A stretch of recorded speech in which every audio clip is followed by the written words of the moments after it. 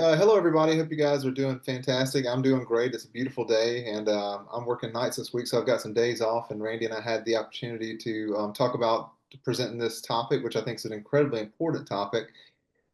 He and I were talking before we started. I've got a dear friend who is undergoing a tremendous amount of grief right now because of a very challenging situation they encountered while they were on the job, and so I've been helping them navigate some of these feelings. And then Randy had reached out if anybody spoke on grief, and this is something that luckily I was able to not be an expert on, but I'm well versed in it because I've given a lecture before in Austin, Texas, to a group of CRNAs and anesthesiologists, and so I had built this slideshow. But more than that, I've personally had a lot of intense episodes of grief. I lost my mother when I was 5, and so that was a tremendous impact on me as a young child. And then when I was 15, my father took his life, and I found him unfortunately from suicide. And so I've been thinking about grief and navigating grief and dealing with grief.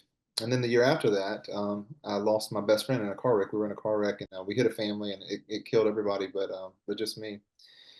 And so this is something that I've been struggling with and fighting with and ruminating on for 45 years. And so as I became an adult and began to do work on myself, I began to collect all these tools and this knowledge. And I've been blessed enough to be asked to talk about it with you guys today. And so it's just called Processing Grief. And I'm not trying to teach you anything. I'm not trying to change you. I'm not trying to take anything from you. I just want to give you some tools that you can use to help you navigate your grief journey. And I want to help you consider some alternate points of view so that you may view your grief experience with maybe more depth, nuance, and clarity.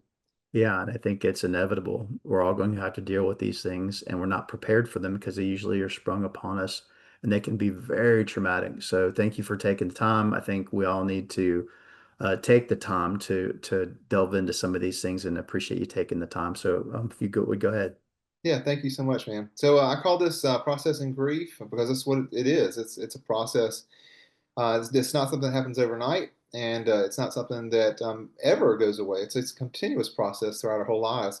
And one of the mantras I live by is live by letting go. And that's what we're going to talk about today is consider the possibility of potentially letting some things go that aren't serving you anymore.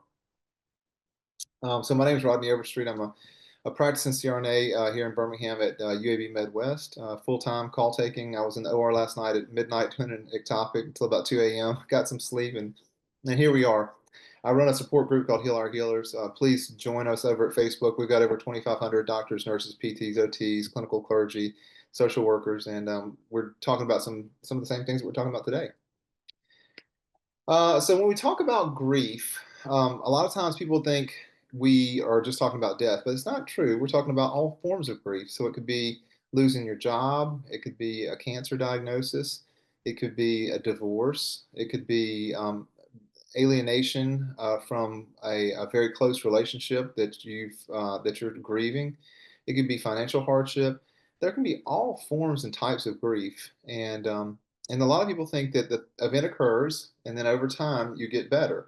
And it's not like that at all. If we look at your screen, you can see what it really looks like, and it's a squiggly mess. It's complicated and it's chaotic, and it's filled with ups and downs. And sometimes, like in the middle there, you can just see it kind of just goes round and round. Sometimes you just get stuck.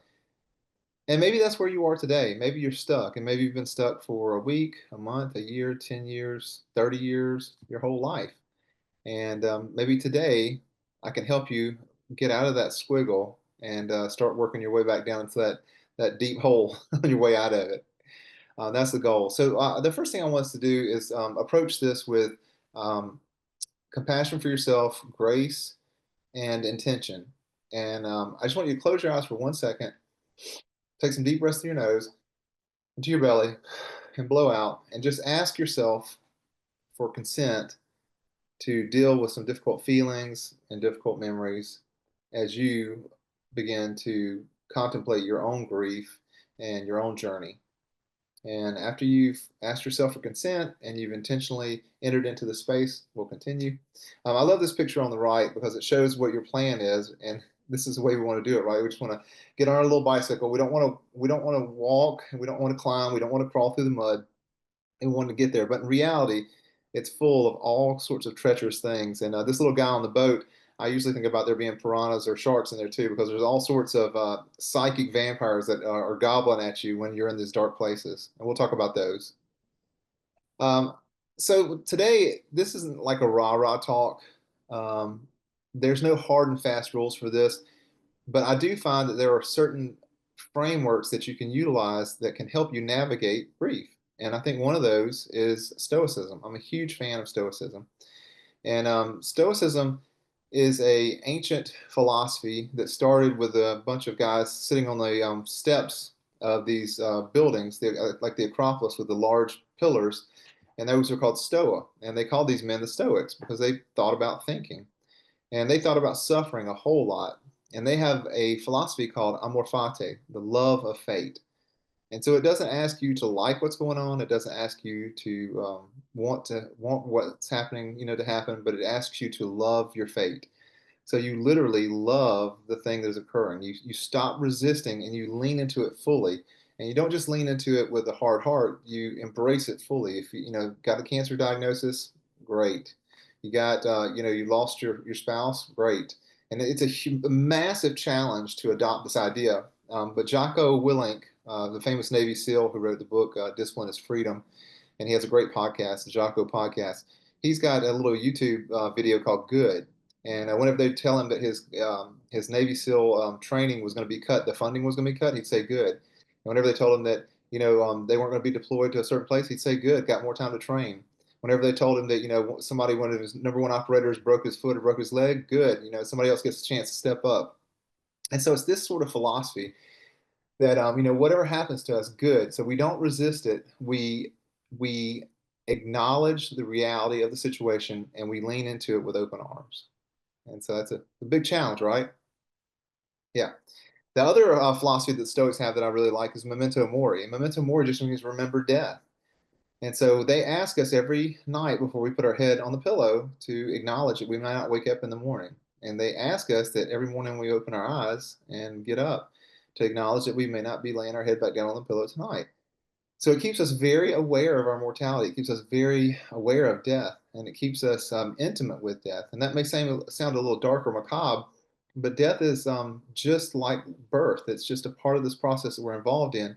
And if you're acutely aware of your mortality, the chances of you sweating the small stuff is going to drop tremendously because you understand the situation. The chances of you yelling at your wife or getting mad at somebody in traffic, the chances of you not loving your friends and taking care of them is going to drop because you're going to live with more authenticity. You're going to live a life with a little bit more awareness of how precious things are. So it makes us value.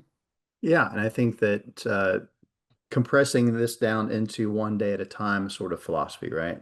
Yeah, You're not too yeah. far in the back, you're not too far out ahead, you're just trying to live right where you are. Yeah, that pocket, right. So Eckhart Tolle, the famous author who wrote The Power of Now, he says we ought to wear watches, and the watches should say now on it. So, that's what time it is. What time is this right now? Because we so often we're running out in front of us planning, or we're running into the past, ruminating over things that have happened. Absolutely. So if any of this resonates with you and you don't think it's crockable, there's a good book by Ryan Holiday called The Obstacle is the Way. He's popularized Stoicism. And so I also want to give you guys tools as we go along so that you can do further research and enrich yourselves.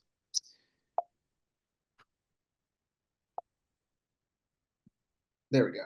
All right. So Seneca was a famous Stoic philosopher, and just like Randy was talking about, getting lost in your head and moving too far in the future, too far in the past, we suffer more in our imagination than we do in reality. And this is completely true for grief if you think about it, because if I'm grieving the loss of a pet, or if I'm grieving, stock market crashes and I lose my portfolio, as long as I'm still able to have a roof over my head and put food in my mouth and take a deep breath, I'm okay.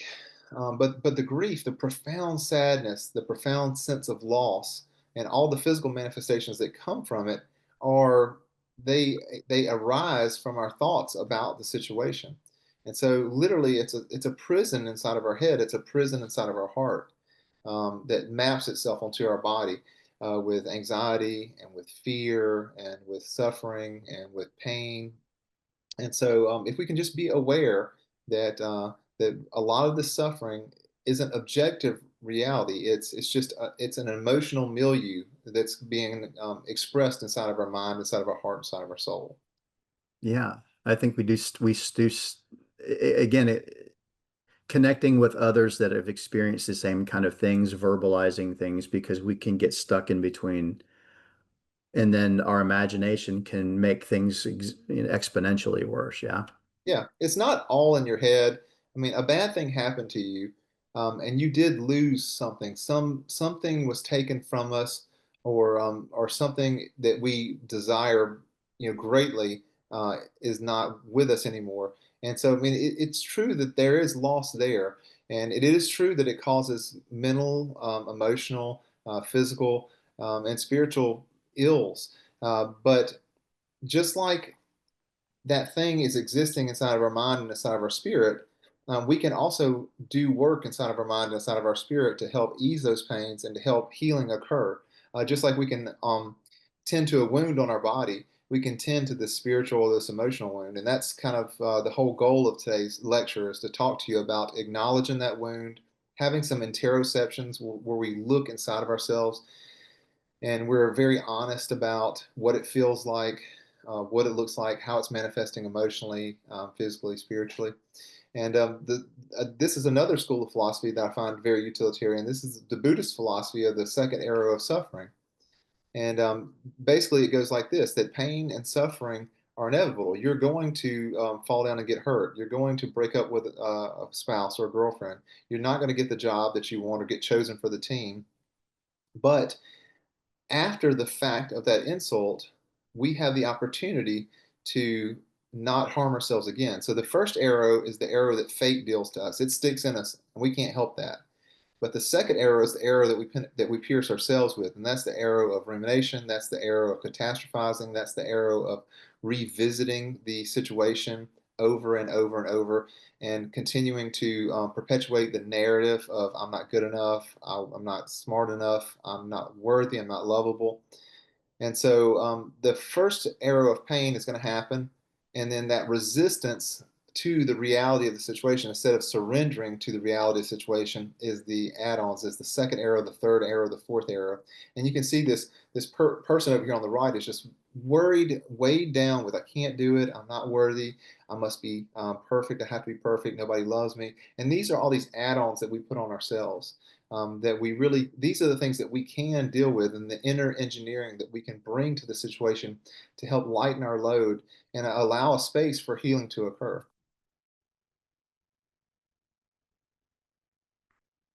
All right. Kubler-Ross described the five stages of grief. Since her first description of the five stages, they've added a little bit more, and I think this is true. I think this is real. And if you've experienced grief, all these things are true.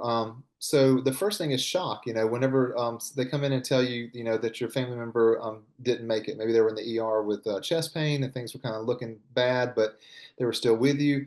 And then the physician comes and tells you that unfortunately, they went into a unstable fatal rhythm and they weren't able to resuscitate them. So you're just in complete and absolute shock. You can't believe this thing happened. It doesn't seem right. Just a second ago you were having Thanksgiving dinner, or you were out on a jog with your dad, or playing golf with your grandfather or grandmother, whatever, and then this thing happens, and completely normal. The second is denial. This can't be real. This isn't happening. I'll wake up tomorrow and everything will be back to normal. There's just no way that has occurred. I want to see him. I want to talk to him. I want to shake him and wake him up. Then after a period of time, anger comes in. You're mad. You're pissed off at God. You're pissed off at the situation. It's unfair. Um, there's no justification in what occurred. This person was a good person. They didn't deserve this. I don't deserve this. Our family's already been through so much. All these things happen. Then bargaining. God, if you'll just help me get the job back, or if you'll just you know, give me the money, or if you'll just bring that person back or whatever. And bargaining doesn't work, but it's just our minds trying to navigate its way out of a bad situation because we can't accept it yet, and we're still in these levels. Then you get into a deep depression because you understand that the bargaining hasn't worked, the anger didn't get you anywhere, and so you fall down into this deep dark hole of hopelessness, helplessness, anhedonia. Nothing, the sun doesn't feel warm on your skin anymore. Um, Food doesn't taste right. Hanging out with your friends is not fun. Playing golf lost all its luster. Maybe not even, a good movie or sex is fun anymore. Like you just can't find any joy in life anymore. And you're in this deep depression.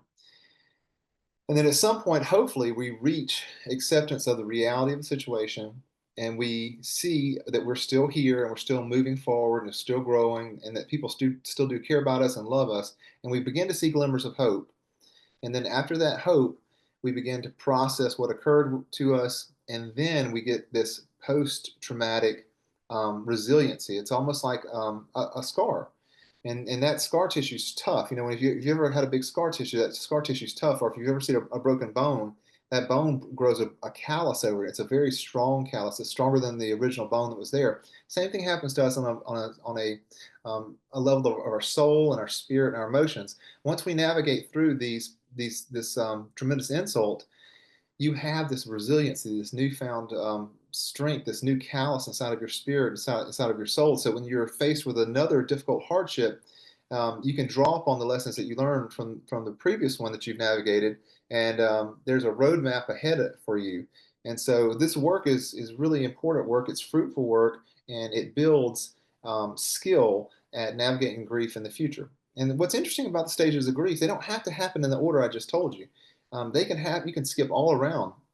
You can go shock, denial, anger, acceptance, and processing grief, and you feel like you're over. You feel like you're good, but then you fall back into a deep depression, or you fall back into bargaining or anger, and you have to work your way through it again. So these aren't like, go ahead, Randy. No, I was going to say, in that strength, you were talking in the previous slide about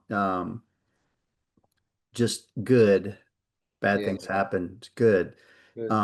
And you've built that scar tissue back. You're actually stronger now. So your ability to help others maybe go through the same types of things, there's purpose in that. Oh, 100%. And yeah, we'll talk about that in a couple of slides from now. That's huge. Looking around you and seeing that you aren't alone. That's one of the reasons I think that support groups are so important, like the support group I started, which I modeled after AA because AA has been so successful. You got to realize that other people have lost just like you lost, whatever it is. And not only that, there's people around you in real time who are going through the same stages you're going through. And so support groups are incredibly important. Grief support groups, addiction support groups, because they show you that there is a community of people who are all struggling to achieve the same goals, and they are there to struggle alongside of you. And if you've ever ran a race or worked out with a group of people, it's always a little bit easier to suffer, for me at least, whenever there's other people suffering with you. And that doesn't mean that you pull each other down. It just means that you hold each other, you hold the space for each other, and when you can, you hold somebody up, or you give them words of encouragement, or you just share some time with them, or they share some space so that you can offload some of your issues, problems, fears, anxieties. And if they have the emotional, capital, they're able to help you debrief and decrease a little bit of your stress and frustration and pain and suffering. So yeah, so these can be jumbled all around. There's no timeline here. Like this is not 1 year or 6 months. This can be complicated by multitudes of things. But this can take 10 years, just depending on what you're dealing with and how well you're dealing with it and what other situations are occurring in your life. We talked about post-traumatic growth. This is the beautiful thing that happens when you pop out on the other side of this insult. And one of my favorite sayings from Heal Our Healers is, I've got it on my shirt right now, you can't pour from an empty cup. And so whenever you are in severe pain and you're struggling and you're suffering, your cup is being depleted at an exponential level. It's almost like there's holes drilled into your cup. And so whenever you do experience a little bit of joy, it's rapidly draining out. And so it's very important to take extra good care of yourselves during these periods. So that means proper nutrition, That means adequate sleep. Sleep is the number one thing. If anybody comes to me with any mental health problems, any issues with stress, anxiety, the first thing we always talk about is sleep. Because sleep is when your brain rests and it cleans itself and it puts short-term memories into long-term memories, and your body begins to heal itself. And so it's super important to have good sleep. It's super important to have quality time with other people, whether that's a support group or whether that's going to church or a book club or tabletop gaming or bowling league, a running club, knitting circle. There's just so many ways and opportunities and mechanisms. Playing online gaming, you could play World of Warcraft or something like that with a group of buddies or Madden football. Being with people in a communal environment is curative, and it helps us, and it takes our mind away from these dark places that we can find ourselves going into.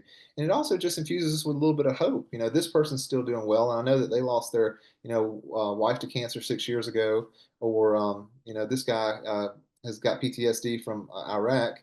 And he's able to hold down a great job as a fireman or policeman or an X-ray tech, and he's got great kids, and I'm dealing with maybe a PTSD event from being assaulted in the parking deck on the way to my house or my job. And if he navigated it, maybe there's hope for me to be able to navigate it and live a normal life too.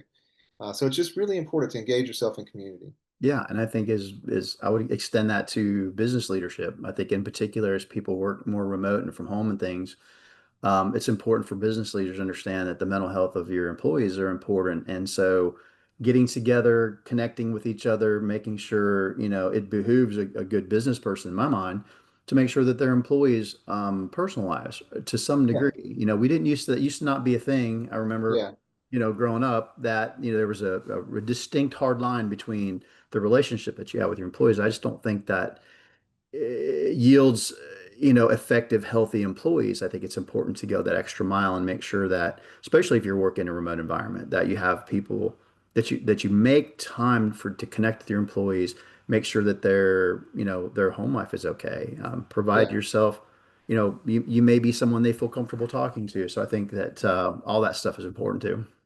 Yeah, it's really important to have like a just and equitable workplace where people feel safe expressing issues and problems, so that any fundamental issues are addressed before they spiral out of control. And with leadership, physicians, owners of businesses, um, we are kind of insular. We're type A. We're go-getters. We're alpha individuals. And it can be very challenging to be vulnerable and to open up to someone that we're having issues with grief, or we're having issues with anger or sadness that are related to a complex grief situation.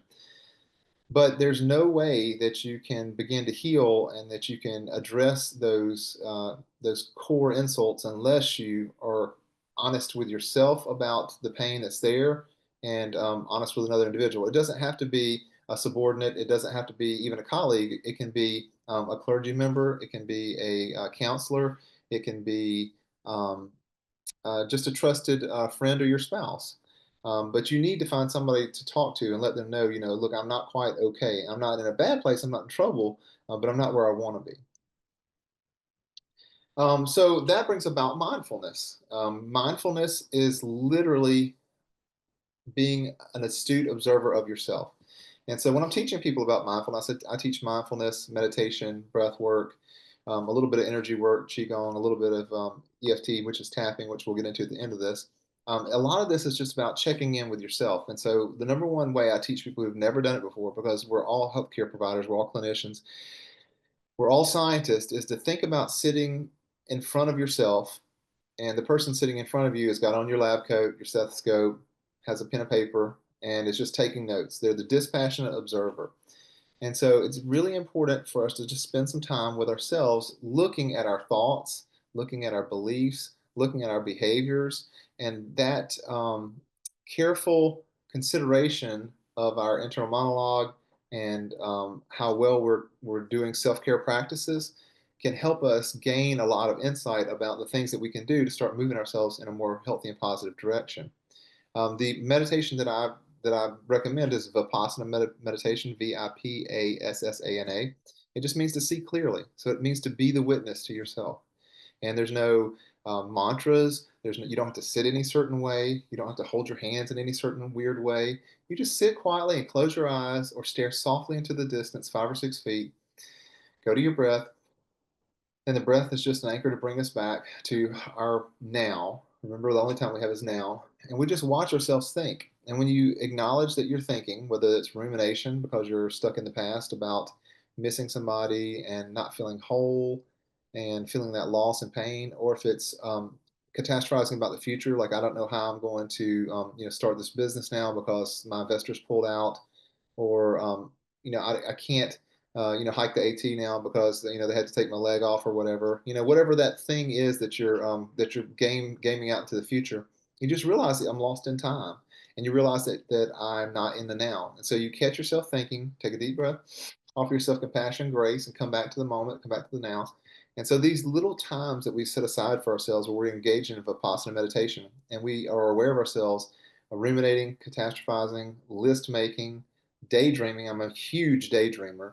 Um, being proud of ourselves for being so pious and sitting and quietly meditating, or thinking, being a critic and how stupid it is, and I could be, doing payroll right now, or signing charts, or dictating.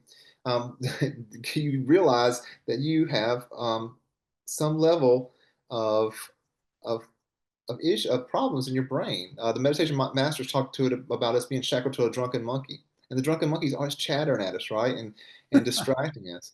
And so, how can you pay attention? Well, the only way you can pay attention is number one, be aware of the monkey and give the monkey a job, and the monkey's job is to watch the breath. And the monkey is fascinated with the breath. So the monkey can relax into the corner, and you can actually have some agency in your life because it's very often we're not acting with agency. We're lost in an illusion in our mind that we're daydreaming. And so this just helps us wake up whenever we're mindful. So we talked about this before. It's really important, like the Stoics talked about, that every morning when we wake up, we realize we might not go to sleep that night, and every night when we go to sleep, we realize we might not wake up in the morning. This is a journey, and there is a beginning, there is a middle, and there is an end. Hopefully, we're in the middle of the beginning, but there's a chance tonight on the way to work that I won't make it there, and I've got to be okay with it. I've got to have peace with that. And if I don't have peace with that, then that's a really good indicator. That's a really good signal to me that I have work to do as far as navigating my inner landscape and creating more peace inside of myself so that I don't have that anxiety. I'm not being so worried about the future. So the goal is to become the dispassionate observer. That doesn't mean that you don't care about things, you don't care about people. You just don't get overly attached with outcomes. It's just about the moment. It's about living in the present. It's about maintaining a healthy skepticism when you witness your thoughts. And I catch myself all the time now, um, trying to game plan into the future too much. I can only control about probably 3 to 4 or 5 minutes ahead of me, and I can do my best to map out what's going to happen, the rest of the day. Like, I know I've got to go to work tonight, so I need to, brush my teeth, get a shower, get in the car. There's things I have to do. But beyond that, there's not a whole lot that I can do. I'm sort of powerless, and that can be extremely scary and challenging. But there's also freedom in that. There's freedom in that knowledge too, that I'm doing the best that I can, and there's certain things that are out of my control, and so that takes a burden off of my mind. That takes a burden off of my soul. And the same thing goes for grief. All we can do is manage ourselves in this moment and stay aware of our thoughts so that we're not clinging and grasping so hard on these emotions of loss and injustice. So you were talking about earlier about not being alone. So look at these people. I love this picture of this mud race. I don't know about you, but many, many times in my life, I found myself in the mud. And sometimes I've wallowed there and I've cried and I've said, woe is me. And I've tried to tell every person that walks past me in the mud how bad the mud is and how dark it is and how deep it is and how cold it is and how my feet hurt and my legs hurt. But there's another option available to us. And these people are having a great time. They're smiling, they're laughing, they're looking around at each other. Realize that no mud hole lasts forever, no storm lasts forever, no grief lasts forever. These are dark patches in life, and the Taoists talk about the yin and the yang, and they talk about that every coin has another side to the coin. And for every mud hole that you come across in life, there's going to be this bright, shining sunset or sunrise, holding a newborn baby, winning the fantasy football payout at the end of the year, your friends high-fiving you after you finish a big race or something. But also look that there's people in the mud with you. And so, if you're in the mud and you're struggling, and there's somebody next to you, you can reach over and you can grab their hand and say, you're doing a good job. I'm proud of you. Keep up the good work. We're going to get through this together. And hopefully it will move from this situation to this situation very quickly. This is a color run that's being celebrated right here. They do these in Birmingham. I've actually been part of one, and it's so much fun, so much joy. And this is the other side of that coin. I mean, these people are having a fantastic time. And it's easy to be in a good mood and to be happy when things are going great. It's a little bit more challenging to do it whenever you're in the mud, but it's still possible. There's still an option there. And if you're exercising your meditation and your interoception, even in the midst of being in that dark hole, you can find some ray of sunshine, some way to look at the situation and know that the situation won't last forever, and also know that there's other people in this situation with you, and that maybe if you reach out and offer them a little bit of support, you won't feel so sad and you won't be suffering so bad on your own. I think one of the best ways to think about grief is to have these metaphors, and I love this metaphor. I read about this years ago, and it kind of goes like this: you're in San Francisco, which is notorious for its fog, and it's kind of late at night. And we know that in San Francisco, things can be dangerous depending on what part of town you are in a big town, just like Birmingham, or Atlanta, or Nashville, or Memphis. And you're sitting at a coffee shop, and you get done with your coffee, and you go to leave. And as you push the door, it jingles a little bit. And as you walk out into the street, very foggy, you hear a jingle behind you, and you glance back, and there's sort of a shadowy figure there behind you. And as you glance back, they sort of hurry towards you, and you begin to hurry away from them because you're scared. And as you begin to hurry, you hear the footsteps approach a little bit faster. And and this is kind of like grief. And when you look behind you, they're approaching quicker and quicker. So you pick up your pace, and before you know it, you stumble on the sidewalk and you fall over. As you fall over into the sidewalk, you turn and you look, and towering above you is a person, and they've got your wallet in their hand, and they are telling you forgot your wallet on the table, and they help you up and dust you off and ask if you're okay, if you need help, to be walked to your car. And so grief is kind of like this. We have a tendency, especially in our Western society, to avoid grief, to not want to deal with grief, to run from grief. But almost always, I can tell you from dealing with my own grief and helping multiple other people deal with theirs, that dark, shadowy figure that's pursuing you, that is intimidating and scary, almost always has a message for you or something to give you of value. And so it's up to us to stop running from that stranger and turn around and to look at that thing face to face. And you can think about this metaphor as things locked away inside, dark uh, closets inside of yourself. You can look at it as like suppression. Carl Jung talked about the shadow. Grief is certainly a shadow that's cast inside of us. And it's inky black, and it looks like that it's endless and that it's bottomless, but it's not. It's just a piece of you that isn't heard and hasn't been attended to. It's a piece of us that's frozen in time, and it's most likely that shock when you learned about the situation, and it was your whole life crumbled because the life that you had imagined, that you had built inside of your mind, had been completely altered forever.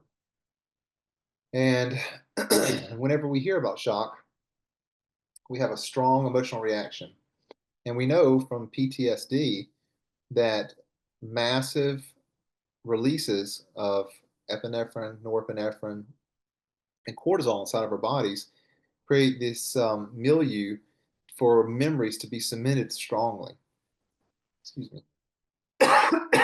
So, what could be occurring, not necessarily because there's all sorts of different kinds of grief, but you could have a little PTSD from the event that occurred and that strong biochemical reaction that occurred from your adrenal glands and your mind when you found out this information created this sort of gravity well, this emotional gravity well, this black hole, and you're trying to escape it. You're trying to get away from it, but you can't because you keep getting pulled back because of triggers.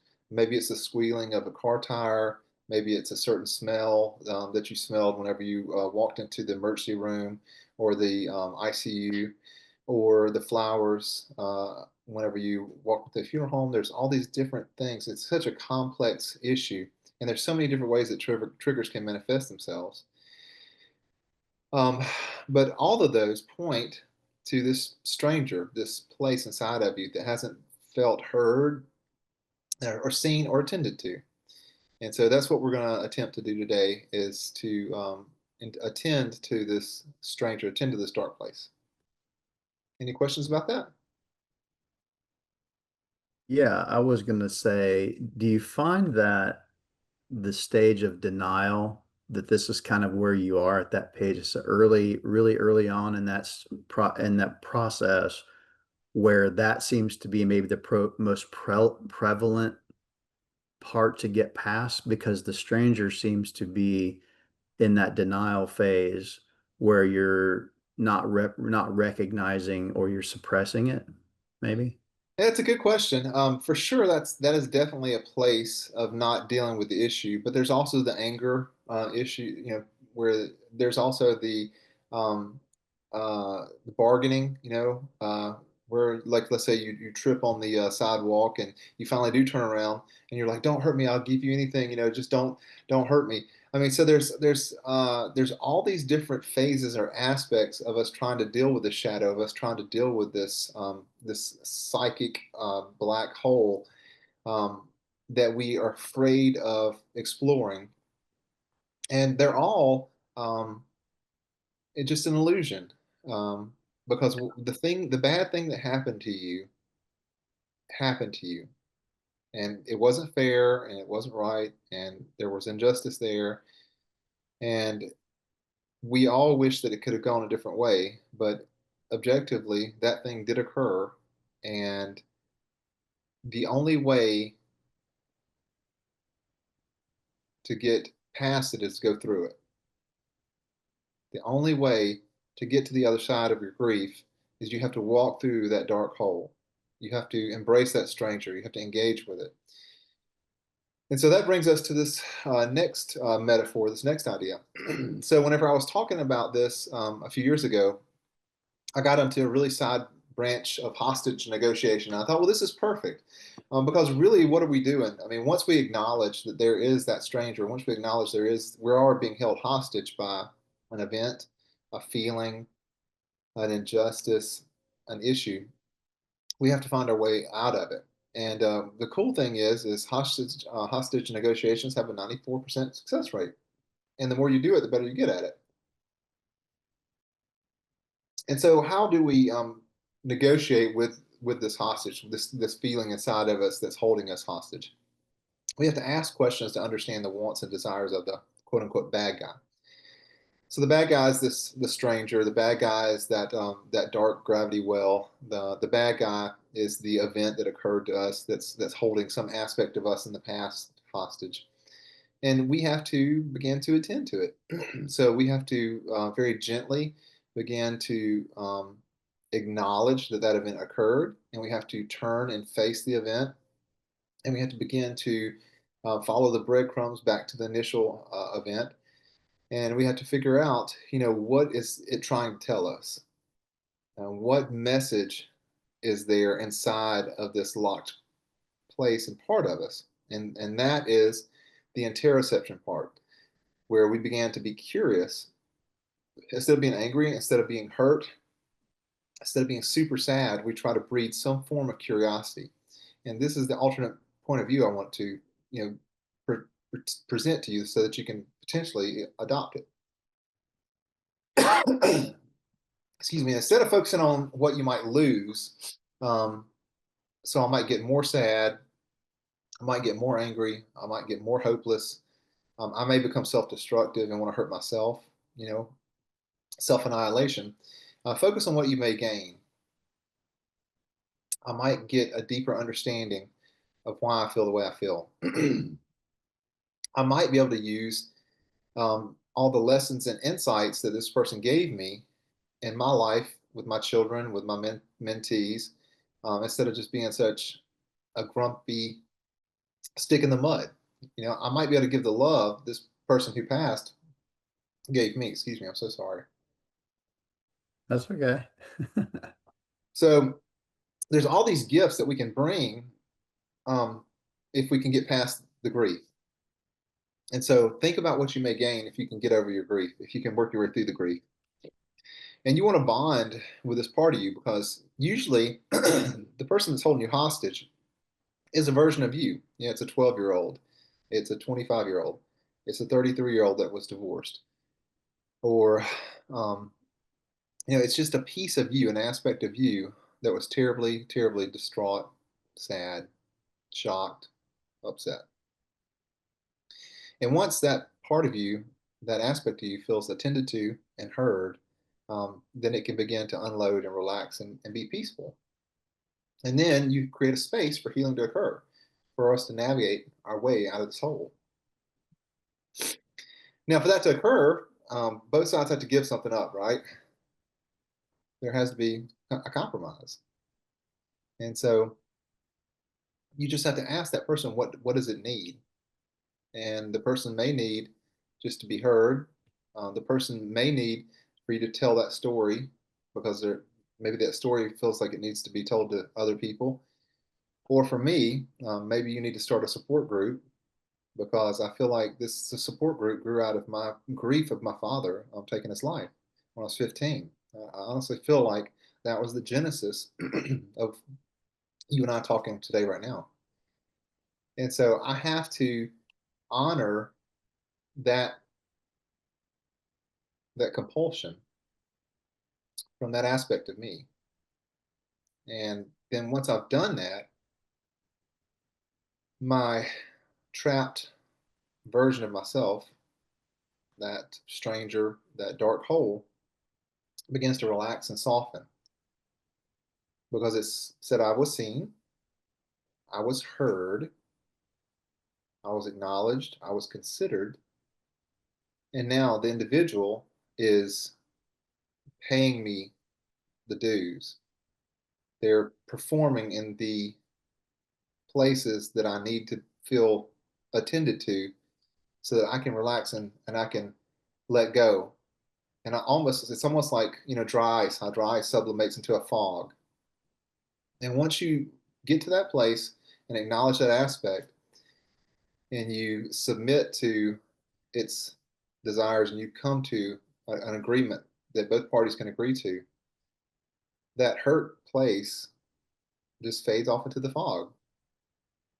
And where there was once a deep, dark well is just calm water now. Well, it's so counterintuitive, these last three bullet points here, but it's really talking about extending grace and forgiveness to whatever that is that perpetrator was, and getting you to a place where you can talk about it because you sort of try to understand it, and in part of the letting go process, very important. That's very interesting.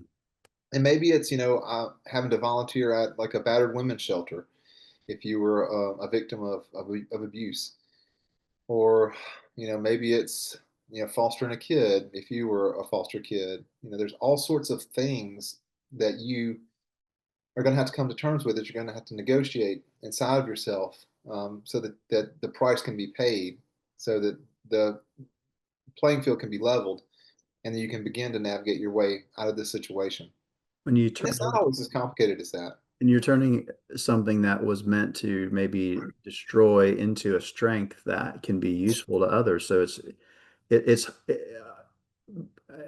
unimaginably hard to go through, but looking at what comes out the other side, what you may gain, uh, 100%. and your ability to feel a whole nother level of usefulness and importance that you will feel on the other end of is, you know, Yeah, and it's not just honor. There's vengeance too, because if you're, if I'm taking the love that my grandmother gave me and pushing that love out to the world, then there's a lot of honor there. But if I am volunteering at a suicide hotline and I'm engaging with other individuals and helping them navigate their way through a challenging life experience, maybe that could even be my way of kind of getting him back, for my father for that sort of loss, because I'm preventing people from doing the thing that he did. So there's some sort of justice that's and so it's not always like the most beautiful thing in the world. Sometimes there's some dirty parts to it too, and some underbelly. Maybe it's taking part in a sting operation with your local FBI if you can play some role to help find justice for predators if you were a victim of that. So it doesn't always have to be washing the feet of the homeless. It can be there's all sorts of different ways that you can come to an agreement with that part of you that needs justice and still be conducive and constructive and beneficial to society as a whole. yeah, bullet three, what you may gain may be this strength that could change the world in many ways. The lives of Yeah. maybe, if not just one person, maybe many people. So yeah, this is a really interesting slide. Yeah. So just things to think about, not trying to change anybody at all, just trying to give you some different ideas. Now, this brings us to complex grief. And this is really great because the DSM-5 um, included prolonged grief disorder in the diagnosis.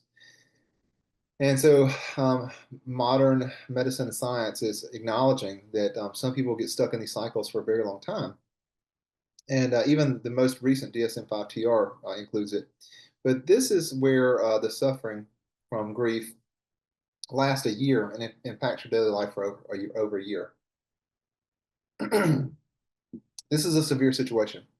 This is people who can't hold their job because of they're just too sad, too hopeless to perform, or they lose their relationships with their family. Excuse me, or they begin to have physical manifestations of pain, chronic pain, because we know that that we have a body, but we also have like this subtle body, this mind body. And Bessel van der Kolk, in his book "The Body Keeps the Score," talks about if something can't be addressed in time, it will manifest itself as pain. If you're in chronic pain, many times that pain is psychosomatic. It's coming from some insult that has occurred to you. And so, prolonged grief disorder is a very serious thing that we have to talk about. We have to acknowledge, and a part of that is complex pain syndromes. Um, so I don't tell you that to make you hopeless, but I do tell you that to tell you to seek help. And one of the best ways to seek help is an ACT therapist. So ACT therapy is acceptance and commitment therapy. It's a mindful technique that encourages one to inspect their thoughts and feelings instead of running from them or distracting themselves away or fighting them or feeling shame or guilt. And so if you find yourself emotionally numbing with alcohol or excessive exercise, you're running miles and miles and miles to run yourself, or doing CrossFit, or gambling, or doing anything to avoid your grief, that's a problem. And if you find yourself chronically angry, frustrated, sad, hopeless, and you've been this way for a long time, there's a possibility that that you are a victim of prolonged grief. So I like this book a lot by Gretchen Kubacki, Moving Through Grief. proving techniques for finding your way after any loss. ACT therapy is based on psychological flexibility and neuroplasticity. And what it's basically doing, it's getting you to, number one, get consent from your subconscious to acknowledge the trauma and begin to work on the trauma. So you get consent from your subconscious, which sounds weird, but our ego and our subconscious will protect us in all sorts of weird ways. And so to do any kind of inner work, you have to have vulnerability. And to get vulnerability, you have to have consent. And so you've got to develop consent from yourself. And ACT therapy is really good at doing this, or at least setting the stage for this to occur later on, if you can't do it right now today. Also, it is almost like yoga for your soul.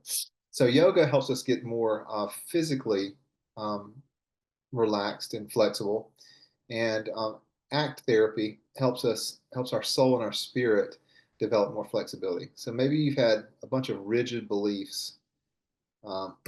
Just take my own personal beliefs.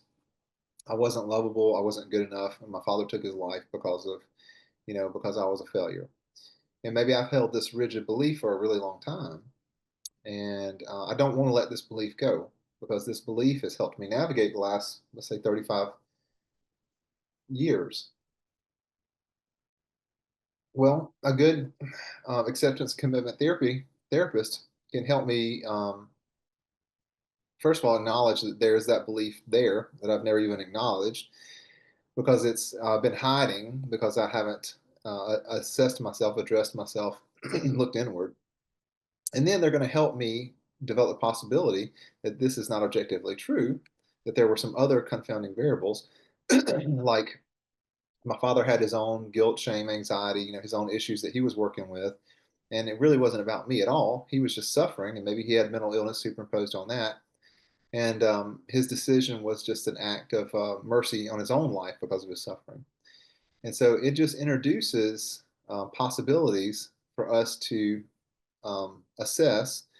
And then if we want to, we can begin to integrate those beliefs. And so that's where the neuroplasticity comes in. Neuroplasticity, you can think about networks in a computer or networks in your brain. Or one of my favorite metaphors is on a snow hill, the marks of skis going down the hill. And if somebody follows that path, 100 times, 1,000 times, it's going to be really hard to jump out of that groove.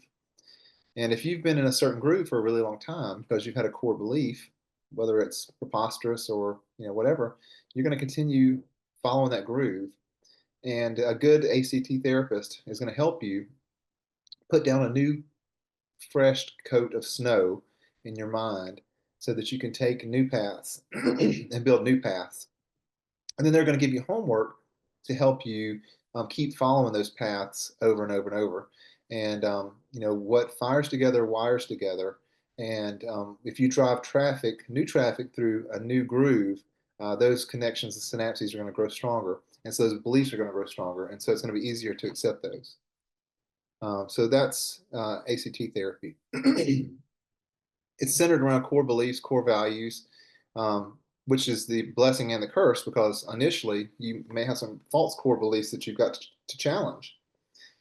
And some of those don't want to give themselves up. Any questions about that? That's good. Yeah, good stuff.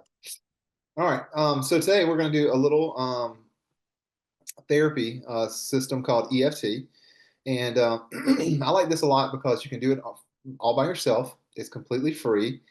And it's a combination of several different things. It's EFT stands for Emotional Freedom Technique. It was developed by Gary Craig in the 90s, and it combines elements of acupressure, qigong, which is just energy manipulation. Tai Chi grew out of qigong. But if you've done yoga and the whole idea of pranayama, if you're a Christian and you are familiar with the Holy Spirit, it's like the energy of God that moves through you. It's also emotional grounding. So a lot of times when somebody's spiraling, they'll tell them to do the 3-2-1. Find 3 things they can see, 2 things they can touch, and 1 thing they can smell or taste. And if you do that, it pulls you out of catastrophizing, ruminating, spiraling. because it sucks you back into the moment because it uses your frontal cortex. You have to use your sensory cortex and your frontal cortex. So if you're lost in your mind, if you're having a panic attack, just do the 3, 2, 1. But this is also kind of using some of that. This also uses exposure therapy because we're going to talk about the thing that's scary, the grief. And it's also using a little bit of cognitive behavioral therapy because we're going to be talking about our experiences. And then we're going to be talking about the possibility of changing our experiences. And then we're going to be talking about the possibility of letting those old feelings go and healing. So it goes like this. I'll take my glasses off because there's 10 points on your body that we're going to tap. And when you tap, you kind of want to hear, I don't know if you can hear that. Can you hear it? You want to hit those bones. And you want to really hear the pop, pop, pop, pop, pop. The top of your head, right here on your eye, your glabella, a little bony prominence. On the side of your eye, the bony prominence. On your cheekbone, right below your nose. Yep. On your chin bone, both of your clavicles. On your ribs, your inner wrist, and then your karate chop points. Just on your karate chop, yeah. All right. So we're going to be talking as we're tapping these things, and you just follow me. You don't have to think too much about it. And so the first thing I want you to do, Randy, is I want you to tell me 3 things. Think about a grief experience that you've had, and just tell me 3 physical symptoms or 3 ways that you felt from that grief experience.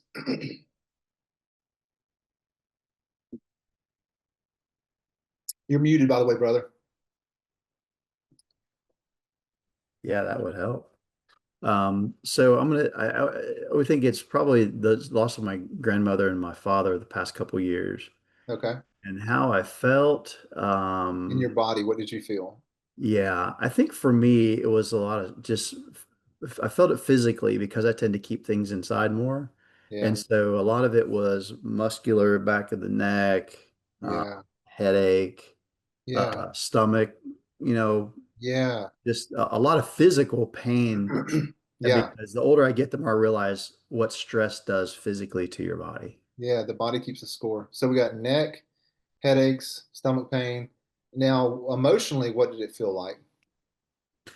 Um, I think emotionally for me, it was obviously very sad. I want to say hopeless is probably the word you feel because it's sort of inevitable. Your time is up with these people, and you're not going to have an opportunity to ever say anything that wasn't said. So it's regret and hopelessness, maybe. Yeah, good, perfect. That's awesome. And I could see that was really honest. That almost came out before you even knew it. Yeah. Yeah, good, excellent. All right, so that's perfect. So the first thing we're going to do is just we're going to hit our wrists together and we're going to say, um, I'm having a really hard time getting over this loss. Really, I'll try and getting over this loss. Yep. I don't feel like I can ever move on. I don't feel like I can ever move on. This regret that I've got inside of me because I know that there's never going to be a way to say the things that I didn't say. There's regret inside me from the inability now to not be able to say the things that I wanted to say. And that makes me feel hopeless because I know that I can't change anything from here on out. And that makes me feel hopeless because I can't change anything. Sometimes I feel a pit in the bottom of my stomach. Sometimes I feel a pit in my stomach. Sometimes I feel pain in my stomach. Sometimes I feel pain in my stomach, I get, sickness, get these headaches. headaches, My jaw's tight. My neck is tight.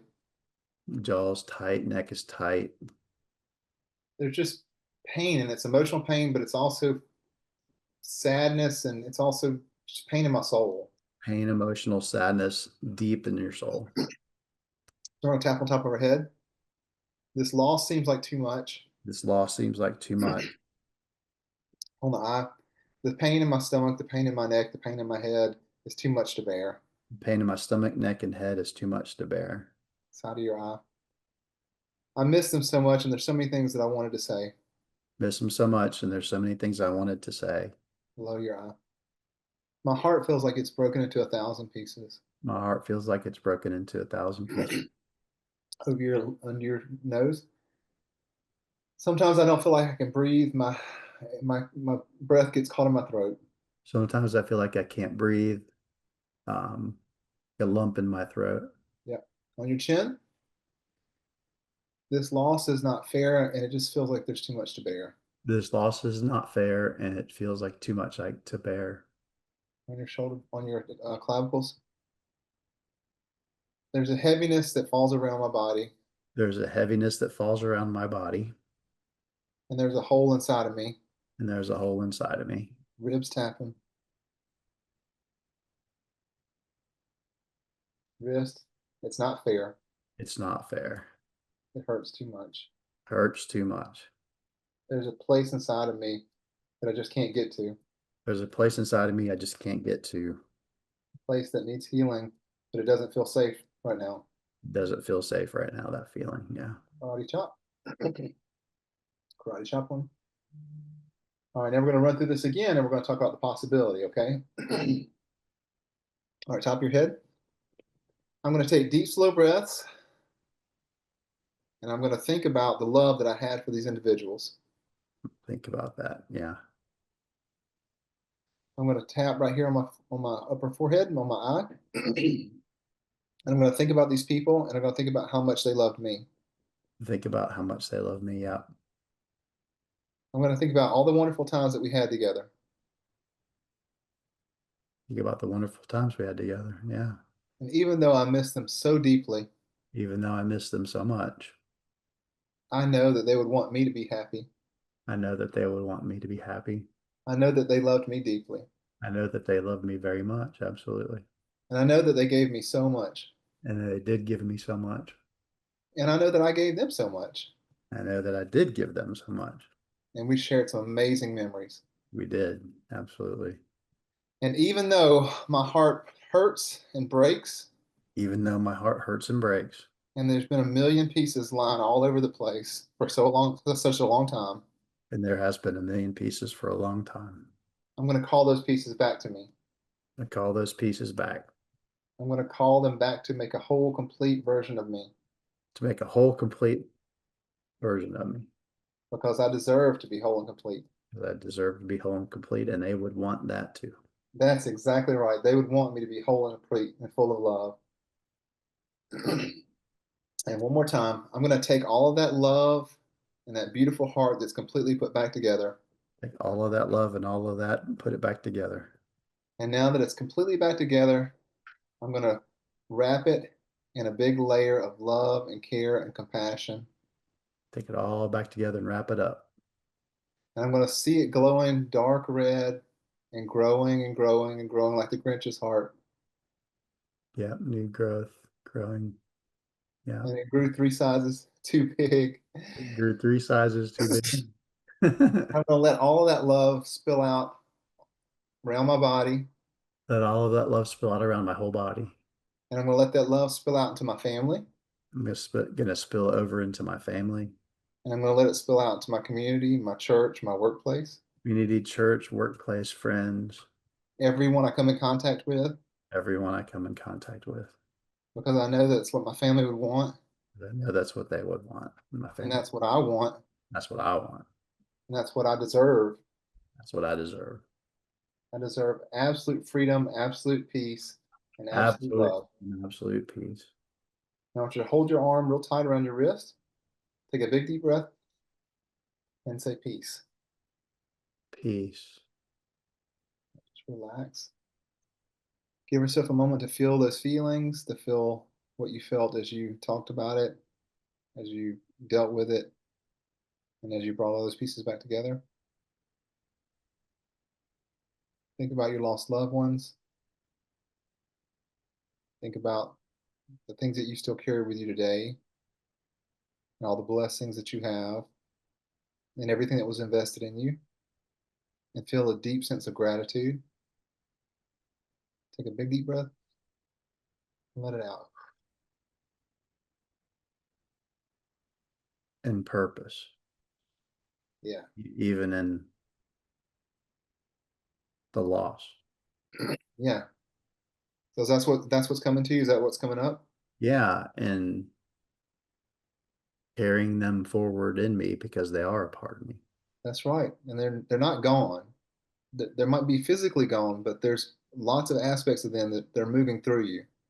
Yeah, good and bad things that you carried all forward. So in a sense, they're never gone, really. That's right. Yeah. And so that is just a little taste of EFT tapping.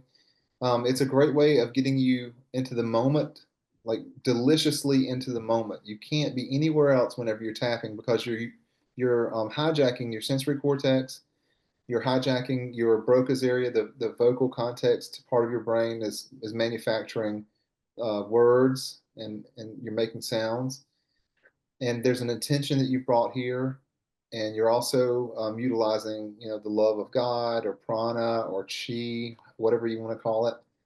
And so it's just a really beautiful way of becoming super present and introducing some new ideas and new um, potential outcomes into your neurochemistry and your neurobiology and to your neural networks.